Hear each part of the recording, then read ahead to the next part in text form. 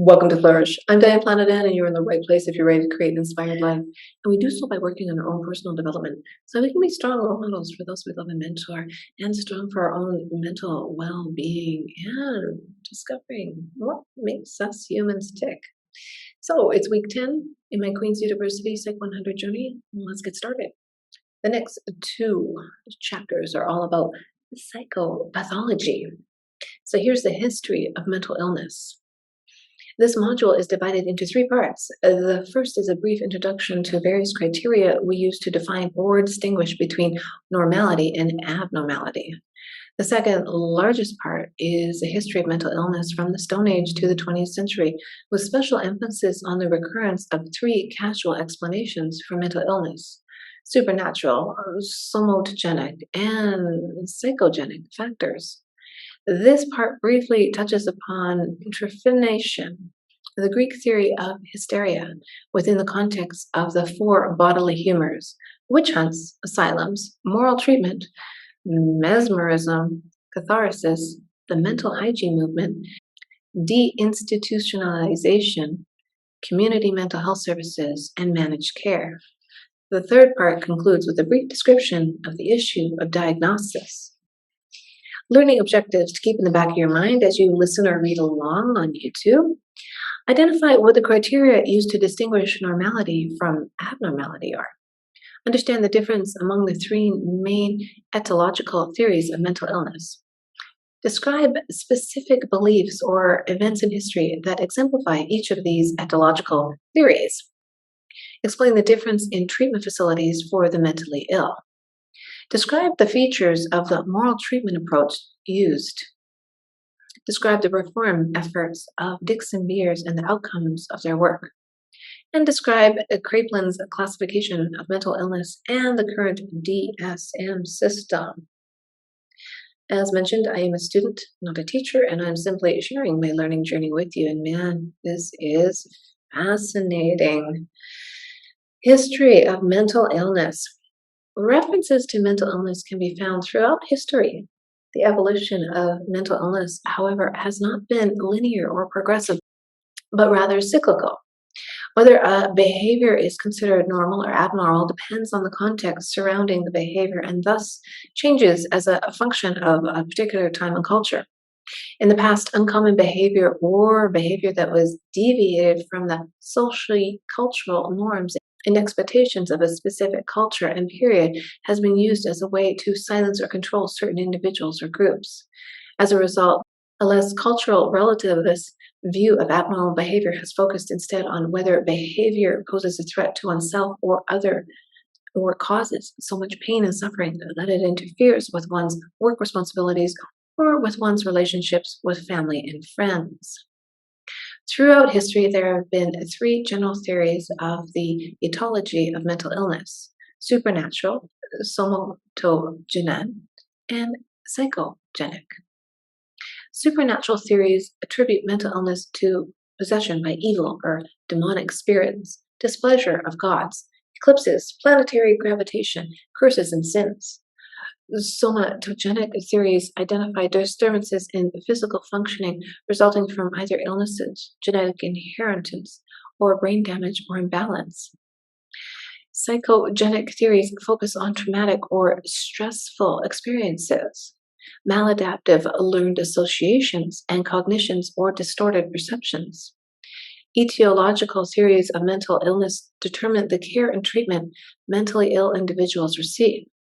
As we will see below, an individual believed to be possessed by the devil will be viewed and treated differently from an individual believed to be suffering from excesses of yellow bile. Their treatment will also differ from exorcism to bloodletting. The theories, however, remain the same. They coexist as well as recycle over time. Trephination is an example of the earliest supernatural explanations for mental illness. Examination of prehistoric skulls and cave art from as early as 6500 BC has identified surgical drilling of holes in skulls to treat injuries and epilepsy, as well as to allow evil spirits trapped within the skull to be released. Around 2700 BC, Chinese medicine's concept of complementary positive and negative bodily forces, yin and yang, attributed mental and physical illness to an imbalance between these forces. As such, a harmonious life that allowed for proper balance of yin and yang and movement of vital air was essential. Mesopotamian and Egyptian papyri from 1900 BC describe women suffering from mental illness resulting from a wandering uterus, later named hysteria by the Greeks. The uterus could become dislodged and attached to parts of the body like the liver or chest cavity, preventing their proper functioning or producing varied and sometimes painful symptoms. As a result, the Egyptians and later the Greeks also employed a somnogenic treatment of strong-smelling substances to guide the uterus back to its proper location. Pleasant odors to lure and unpleasant ones to dispel.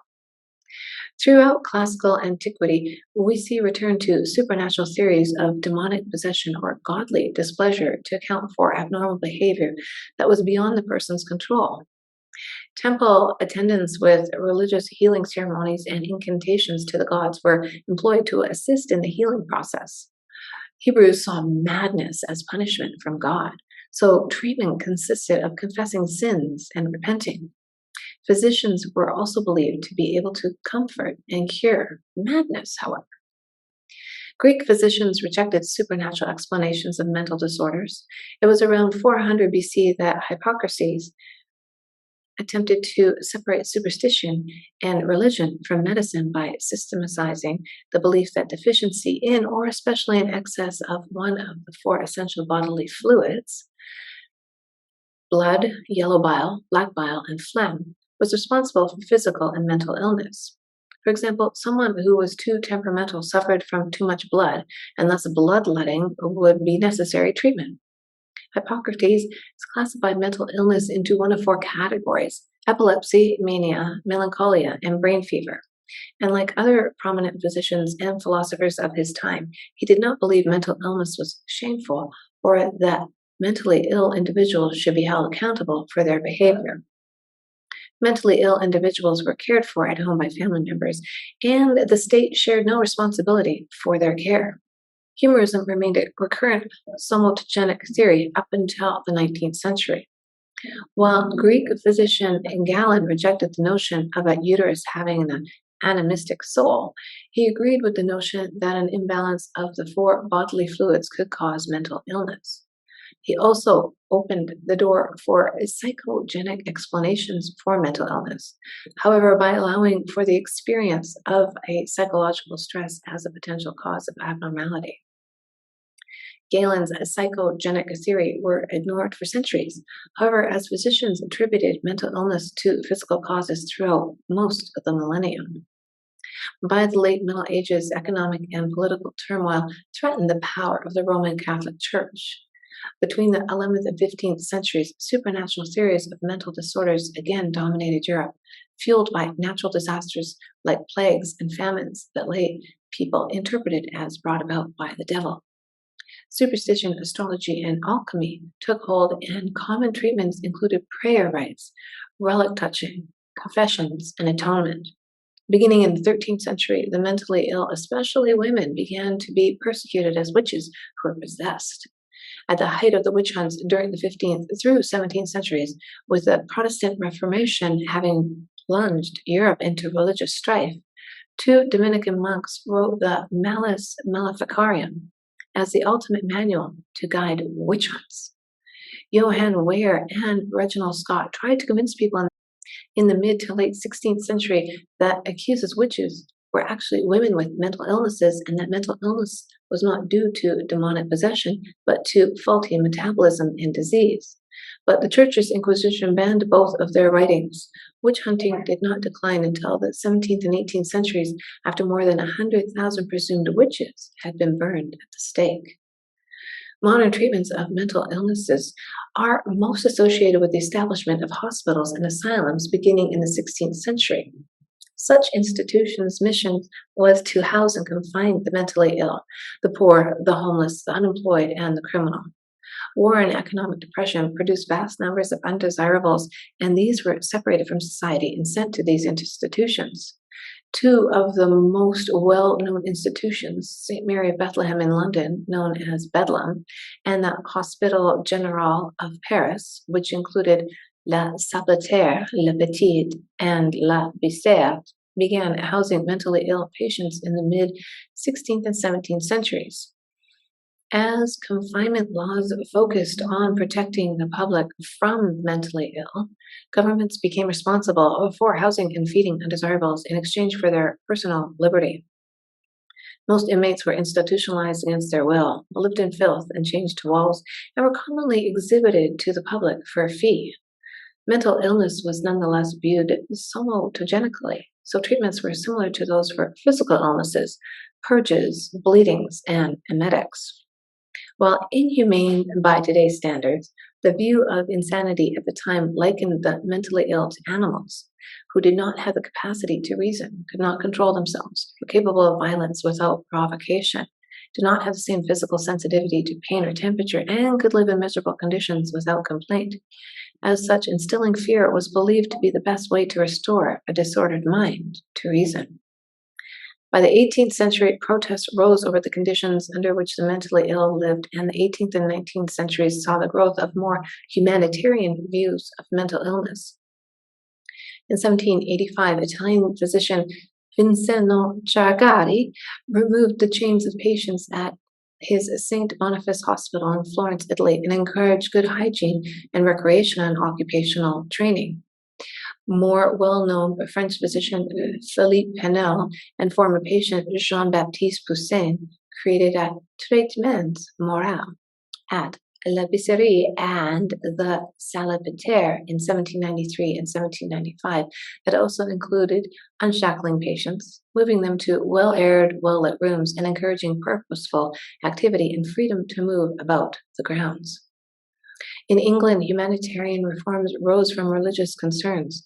William Tuck urged the Yorkshire Society of Quaker Friends to establish the York Retreat in 1796, where patients were guests, not prisoners, and where the standard of care depended on dignity as courtesy, as well as therapeutic moral value of physical work.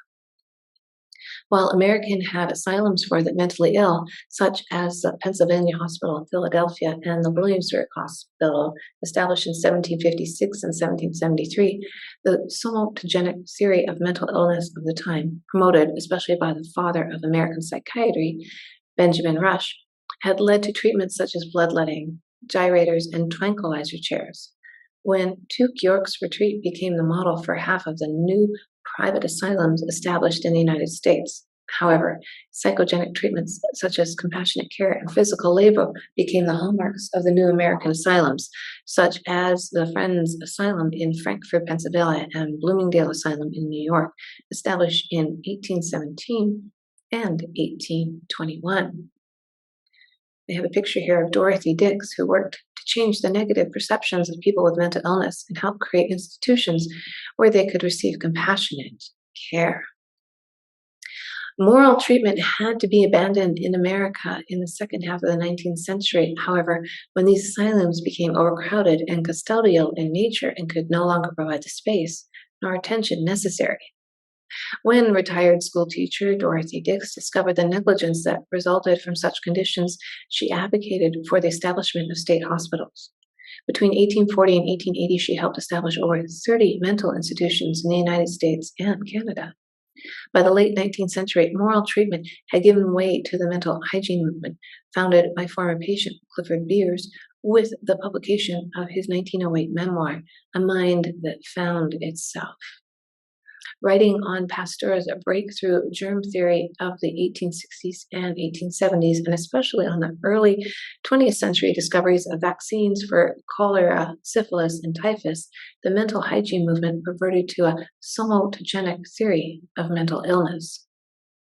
European psychiatry in the late 18th century and throughout the 19th century, however, struggled between somatogenic and psychogenic explanations of mental illness, particularly hysteria, which caused physical symptoms such as blindness or paralysis with no apparent physiological explanation. Franz Anton Mesmer, influenced by contemporary discoveries in electricity, attributed historical symptoms to imbalances in universal magnetic fluid found in individuals rather than to a wandering uterus. James Brain shifted this belief in mesmerism to one in hypnosis, thereby proposing a psychogenetic treatment for the removal of symptoms.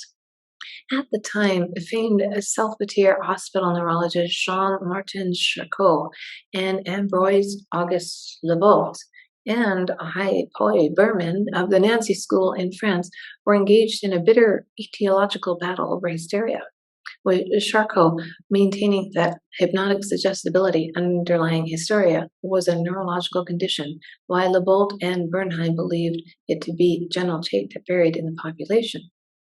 Joseph Breuer and Sigmund Freud would resolve this dispute in favor of a psychogenic explanation for mental illness by treating hysteria through hypnosis, which eventually led to the cathartic method that became the precursor for psychoanalysis during the first half of the 20th century. Psychoanalysis was the dominant psychogenic treatment for mental illness during the first half of the 20th century, providing the launching pad for the more than 400 different schools of psychotherapy found today. Most of these schools cluster around broader behavioral, cognitive behavioral, psychodynamic, and client-centered approaches to psychotherapy applied in individual, marital, family, or group formats. Negligible differences have been found among these approaches. However, their efficacy in treating mental illness is due to factors shared among all of the approaches, not particular elements specific to each approach. The therapist-patient's alliance and the therapist's allegiance to the therapy, therapist competence, and placebo effects. In contrast, the leading somatogenetic treatment for mental illnesses can be found in the establishment of the first psychotropic medications in the mid-20th century. Restraints, electroconvulsive shock therapy, and lobotomies continued to be employed in American state institutions until the 1970s, but they quickly made way for the burgeoning pharmaceutical industry that has viewed and treated mental illness as a chemical imbalance in the brain. Both etiological theories coexist today in what psychological discipline holds as the biopsychosocial model of explaining human behavior. While individuals may be born with a genetic predisposition for a certain psychological disorder, certain psychological stressors need to be present for them to develop the disorder. Sociocultural factors such as socio-political or economic unrest, poor living conditions, or problematic interpersonal relationships are also viewed as contributing factors. However much we want to believe that we are above the treatments described above, or that the present is always the most enlightened time, let us not forget that our thinking today continues to reflect the same underlying somatogenic and psychogenic theories of mental illness discussed throughout the cursory 19,000-year history. Diagnosis of mental illness. Progress in the treatment of mental illness necessarily implies improvements in the diagnosis of mental illness. A standardized diagnostic classification system with agreed upon definitions of psychological disorders creates a shared language among mental health providers and aids in clinical research. While diagnoses were recognized as far back as the Greeks, it was not until 1883 that German psychiatrist Emil Kraepelin published a comprehensive system of psychological disorders that centered around a pattern of symptoms, suggestive underlying physiological cause. Other clinicians also suggested popular classification systems, but the need for a single shared system paved the way for the American Psychiatric Association's 1952 publication of the first diagnostic and statistical manual. The manual has undergone various revisions, and it is the 1980 DSM-3 version that began a multi-actual classification system that took into account the entire individual rather than just specific problem behaviors. Axis 1 and 2 contain the clinical diagnosis, including intellectual disability and personality disorders. Axis 3 and 4 lists any relevant medical conditions or psychosocial or environmental stressors, respectively. Axis 5 provides a global assessment of the individual's level of functioning. The most recent version, the DSM-5, has combined the first three axes and removed the last two. These revisions reflect an attempt to help clinicians streamline diagnosis and work better with either diagnostic systems such as health diagnosis outlined by the World Health Organization. While the DSM has provided a necessary shared language for clinicians, aided in clinical research and allowed clinicians to be reimbursed by insurance companies for their services, it is not without criticism. The DSM is based on clinical and research findings from Western culture, primarily the United States. It is also a medicalized categorical classification system that assumes disorders' behaviors does not differ in degree but in kind, as opposed to a dimensional classification system that would plot disorders' behaviors among a continuum. Finally, the number of diagnosable disorders has tripled since it's first published in 1952, so that almost half of Americans will have a diagnosable disorder in their lifetime, contributing to the continued concern of labeling and stigmatizing mentally ill individuals. These concerns appear to be relevant even in the DSM-5 version that came out in May of 2013. Beyond the DSM, although the DSM is a commonly used tool in North America for diagnosing mental illnesses, it is not the only tool. Dr. Meredith Shivers is a psychological scientist at Queen's University. She notes that the DSM-5 reflects the perspectives of American psychiatry. A more global perspective is represented by the International Classification of Diseases, 11th revision, created by the World Health Organization. This manual provides a diagnostic classification standard for all health conditions, including mental health, for the purposes of clinical practice and research.